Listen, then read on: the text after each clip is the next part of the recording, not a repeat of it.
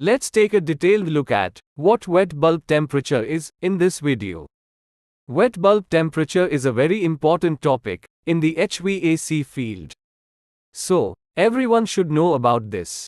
There are two types of temperature: dry bulb temperature and wet bulb temperature. The bulb is the place in the thermometer where the mercury is located. When this bulb heats up, the mercury inside expands. We can measure the temperature value by how far the mercury expands. If you wrap a wet cloth around the bulb and measure the temperature, that is the wet bulb temperature. If you measure the temperature directly, without anything on the bulb, that is the dry bulb temperature.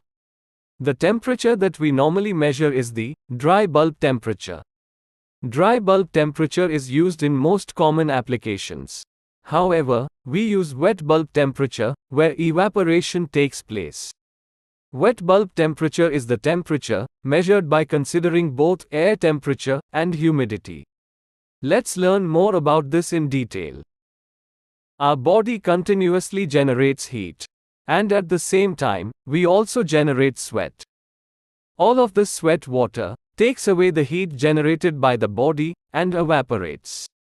Because the sweat takes away the heat generated by the body and evaporates, our body is maintained at a certain temperature. As we explained in our last video on humidity, water cannot evaporate properly when the humidity is high. So, when the humidity is high outside, the sweat on our body cannot evaporate properly. Because the sweat cannot evaporate, it cannot control our body temperature. This makes us feel very hot. Since our body's cooling process involves evaporation, our body temperature is affected not just by air temperature, but also by humidity. Therefore, measuring wet bulb temperature would be more suitable for determining human thermal comfort than measuring air temperature alone. A wet bulb temperature between 15 degrees Celsius and 25 degrees Celsius is considered normal for the human body. Between 25 degrees Celsius and 30 degrees Celsius, we start to feel uncomfortable. When the wet bulb temperature exceeds 30 degrees Celsius, there is a high risk of heat stress and heat stroke, so it's best to stay indoors. In HVAC, wet bulb temperature is used in cooling towers because of the evaporation process that takes place there. The hot water from the supply line of the chiller's condenser enters the cooling tower, flows down through the fills, and then returns to the chiller through the return line. The water temperature is high when it enters the cooling tower. As the water travels down through the fills, some of it evaporates.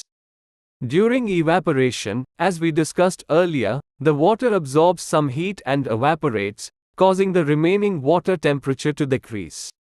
The evaporated water vapor is expelled by a fan. The remaining water, now at a lower temperature, returns to the chiller. However, when the humidity is high, the water cannot evaporate efficiently, and the water temperature does not decrease much. As a result, the water returns to the chiller at a higher temperature. This reduces the chiller's efficiency. When the wet bulb temperature exceeds 25 degrees Celsius, the cooling tower's performance starts to decrease. The difference between the wet bulb temperature and the cooling tower's return water temperature is the cooling tower's approach value. Now, let's finally see how to measure wet bulb temperature using a psychrometer. Take a psychrometer that has two thermometers. Wrap a wet cloth around the bulb of one thermometer. Leave the other thermometer dry. Now, when you rotate the psychrometer, all the heat in the air is transferred to the bulb. The mercury in the bulb expands according to the heat. We can measure the temperature by how far it expands.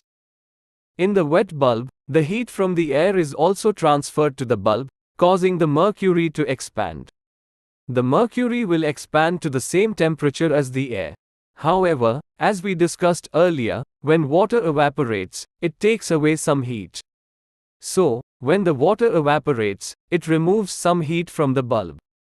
The removal of heat causes the bulb's temperature to decrease. This temperature reading is the wet bulb temperature.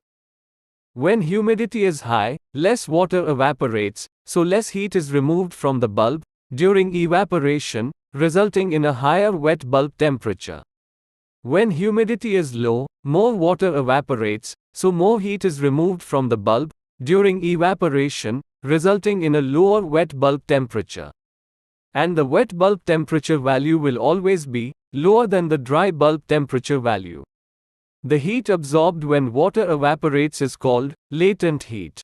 We have already uploaded a video about latent heat on our channel. The link to that video is in the description and comments section for those who are interested. If you have any doubts about wet bulb temperature, please leave a comment below. If you liked this video, please give it a thumbs up and share it with anyone who might find it useful. Don't forget to subscribe to our channel, Zebra Learnings, for more HVAC content. Thank you.